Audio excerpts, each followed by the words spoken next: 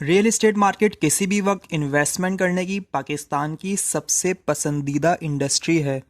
Real estate में investment के लिए बहुत ज़्यादा मकदार में पैसा, वक्त और कोशिश शामिल होती है।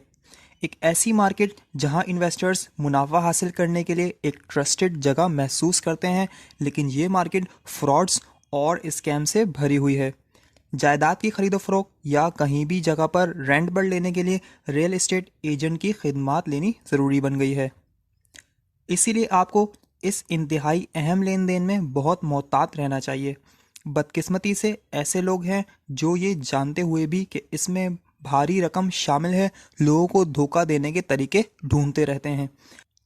यहाँ पाकिस्तान में रियल एस्टेट मार्केट में फ्रॉडियों के फ्रॉड्स करने के बहुत से तरीके हैं, जिस पर तमाम इन्वेस्टर्स को नज़र रखनी चाहिए। इसमें सबसे पहला फ्रॉड है वो है ऑनलाइन फॉर्म भरने की वेबसाइट। आजकल ऑनलाइन मार्केटिंग एक नया ट्रेंड है जिस पर इन्वेस्टर्स को तवज्जो की ज़रूरत है। इसमें धोखा हो सकता है। रियल एस्टेट मार्केटिंग कंपनीज और हाउसिंग सोसाइटीज़ बुकिंग के लिए ऑनलाइन रजिस्ट्रेशन फॉर्म पेश करती हैं, जहां पर आपको अपनी मालूमात जमा करानी होती है। आपका आईडी कार्ड नंबर या बैंक डिटेल्स या अकाउंट नंबर। इसका ज़्यादा निशाना बनने वाले ओवरसीज़ पाकिस्तानी हैं जो इस तरह के ऑनलाइन फ्रॉड्स में फंस जाते हैं। दूसरा ये है कागजात की जाली रजिस्ट्री। रियल एस्टेट एजेंट का एक बहुत ही आम धोखा यह है कि नामी ग्रामी रियल एस्टेट एजेंट्स उन मखसूस प्लॉट्स की इंफॉर्मेशंस जमा कर लेते हैं जिसको ऑनर्स ने एक लंबे अरसे तक अपनी जायदाद का विजिट नहीं किया होता। वो इन्हीं जायदाद की जाली कागजात बनवा कर एक ही ज़मीन के लिए मुख्तलिफ लोगों से पैसे वसूल करके एक ही ज़मीन मुख्तलिफ लोगों को बेच देते हैं। तीसरा ये है कम कीमत में बंगला। जैसे कि कुछ मामलात में ये देखा गया है कि घर के मालिकान ख़ास तौर पर बाहर मुल्क में रहने वाले जायदाद की देखभाल के लिए एक केयर टेकर या फिर स्टेट एजेंट की खिदमात लेते हैं, जो घर के मालिक के तौर पर काम करते हैं और आपको एक स्टेट एजेंट रखकर धोखा देते हैं, जो आपसे इस तरह रब्ता करता है कि एक बंगला है जो कि 4 करोड़ का है और कोई इस 1 या 2 करोड़ में ख़रीद रहा है, तो क्योंकि इस मालिक ने मुल्क छोड़ने जा रहा है तो इस तरह से भी ये आपके साथ फ्रॉड करते हैं। दीगर मामलात में बैरूनी मुल्क में रहने वाले इन्वेस्टर्स जो कि एक और जायदाद को किराए पर लेने का इंतखाब करता है और जायदाद को खो देता है, क्योंकि किराएदार जायदाद पर कब्जा कर लेता है या फिर मालिक के तौर पर काम करके जायदाद किसी और को फ़रोख्त कर देता है। चौथा ये बगैर निशान लगाए प्लॉट की तब्दीली। वो इन्वेस्टर्स जो कि एक लॉन्ग टर्म इन्वेस्टमेंट के लिए किसी ऐसे इलाके में प्लॉट खरीदते हैं जहां कोई डेवलपमेंट नहीं हुई भी होती और पूरी रकम भी अदा कर देते हैं और ख़रीदते वक्त अपनी हुदूद को निशान नहीं लगाते, तो इसमें बहुत बड़ा रिस्क होता है कि आपकी ज़मीन किसी और ज़मीन के साथ रिप्लेस हो जाती है और किसी दूसरे शख्स के साथ जिसने उस ज़मीन की हाफ अमाउंट या कुछ थोड़ी अमाउंट पे की हुई होती है, क्योंकि उस वक्त तक आपकी प्रॉपर्टी के रेट बढ़ चुके होते हैं। ज़्यादातर लोग पाकिस्तान से बाहर रहने वालों को इस बात का निशाना बनाते हैं। पांचवा ये जाली एजेंट्स। बहुत से जाली एजेंट्स ऐसे इन्वेस्टर्स को फंसाते हैं जो कि जायदाद की खरीदो फरोख्त से वाकिफ़ नहीं होते। ये दोनों तरफ से भारी कमीशन लेकर जायदाद दिखाते हैं। ऐसे एजेंट्स पर आप जब तक भरोसा ना करें जब तक आप खुद अपनी आंखों से ज़मीन ना देख लें और असल मालिक से ना मिलें। छठा ये कि ऑफिस ही मौजूद नहीं। हर स्टेट एजेंसी का एक ऐसा ऑफिस होना चाहिए जहां पर आप फिज़िकली विज़िट कर सकते हो, क्योंकि आपके साथ इस तरह भी धोखा हो सकता है कि वो कहते हैं कि इस वक्त हमारे ऑफिस की शिफ्टिंग हो रही है, असल में उनका ऑफिस होता ही नहीं है और वो डिफरेंट किस्म की मार्केटिंग के ज़रिए आपसे एडवांस पेमेंट वसूल के आपके पैसे लेकर गायब हो जाते हैं। सातवां ये इश्तिहारात में बहुत कम इन्फॉर्मेशन देते हैं। जायदाद ख़रीदने की तलाश में आपको रियल एस्टेट के धोखेबाजों के झूठे इश्तिहारात मिल सकते हैं।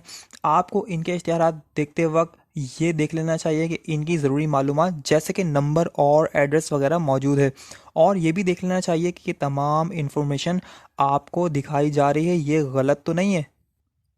आठवां यह है कि जाली डॉक्यूमेंट्स दिखाकर प्रॉपर्टी बेचना एक कॉमन प्रॉपर्टी फ्रॉड है।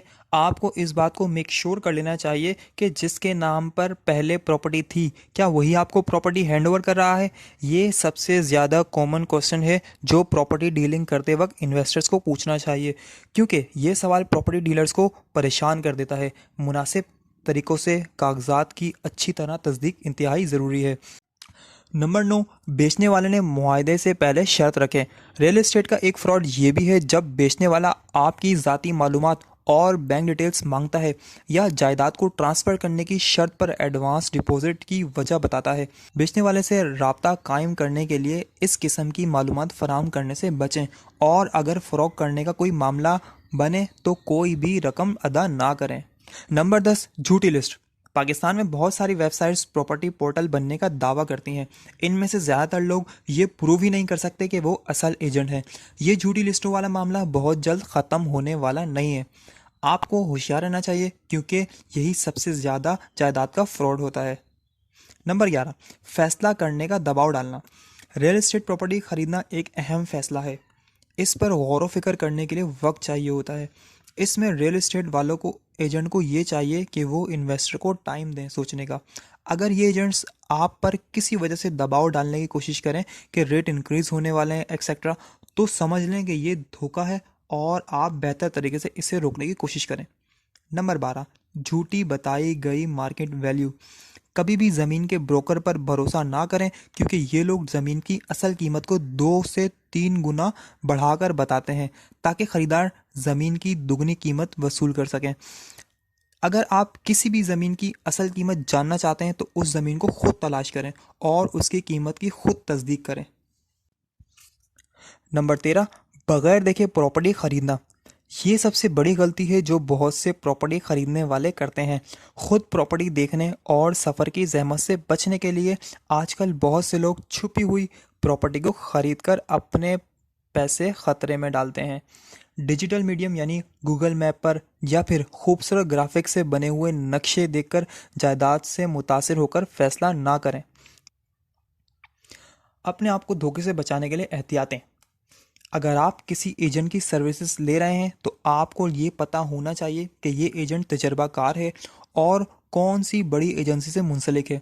अगर आप रियल एस्टेट मार्केट में नए हैं तो किसी भी अनएक्सपीरियंस एजेंट की सर्विसेज ना लें। एक मखसूस कमीशन फिक्स करने के बाद वो एजेंट आपकी ज़मीन तलाश करने में मदद कर सकता है जिसकी आप तलाश कर रहे हैं। इस बात को मेक श्योर कर लें कि ज़मीन कब्ज़े वाली नहीं है और रजिस्ट्री के पेपर्स असली हैं। जब आप ज़मीन की पूरी पेमेंट अदा कर चुके हैं तो इसे फ़ौरन अपने नाम पर रजिस्टर करवाएं और ज़मीन की जगह पर निशान लगा दें। नकद अदायगी से परहेज़ करें। पे ऑर्डर के ज़रिए अदायगी करना हमेशा बेहतर और महफूज होता है। और ये भी चेक कर लें कि टोकन की रसीद पर प्रॉपर्टी का मुकम्मल पता और फाइल नंबर मौजूद है। टोकन की रकम 50,000 से 1 लाख तक होनी चाहिए। इससे ज़्यादा रकम देने से गुरेज करें और टोकन मनी के बारे में असल मालिक से रसीद ज़रूर हासिल करें। अपना टाइम और पैसा किसी प्रोफेशनल को सर्च करने में इन्वेस्ट करें। एजेंसी या रियल एस्टेट की इन्वेस्टिगेशन करें जिसके साथ आप एग्रीमेंट पर साइन कर रहे हैं। इससे क्लियर और लीगल बनाएं। अब ये सवाल पैदा होता है कि कोई भी रियल एस्टेट प्रॉपर्टी खरीदने से पहले क्या करें। नंबर 1, सेलर से मिलें। बेचने वाले को जानने का एक अच्छा तरीका यह है कि इससे पिछले रियल प्रोजेक्ट्स के बारे में पूछें जिन पर इसने पास में काम किया है। आप खुद वहां जाकर इन्वेस्टिगेट कर सकते हैं और उसका फीडबैक भी ले सकते हैं कि कहीं ये धोखेबाज तो नहीं। अगर उसका कोई पास प्रोजेक्ट नहीं है और उसके पास कोई ऑफिशियल डॉक्यूमेंट्स भी नहीं है कि वो असल मालिक है तो ये स्कैम हो सकता है। आपके लिए बेहतर है कि किसी ऐसी कंपनी को ढूंढें जिसका कोई रिकॉर्ड हो और उसके साथ पास एक्सपीरियंस भी हो। नंबर 2, चेक करें ज़मीन किसके नाम पर है। स्कैम से बचने का दूसरा तरीका यह है कि ज़मीन की डीड के बारे में पूछें जहां सोसाइटी बनेगी।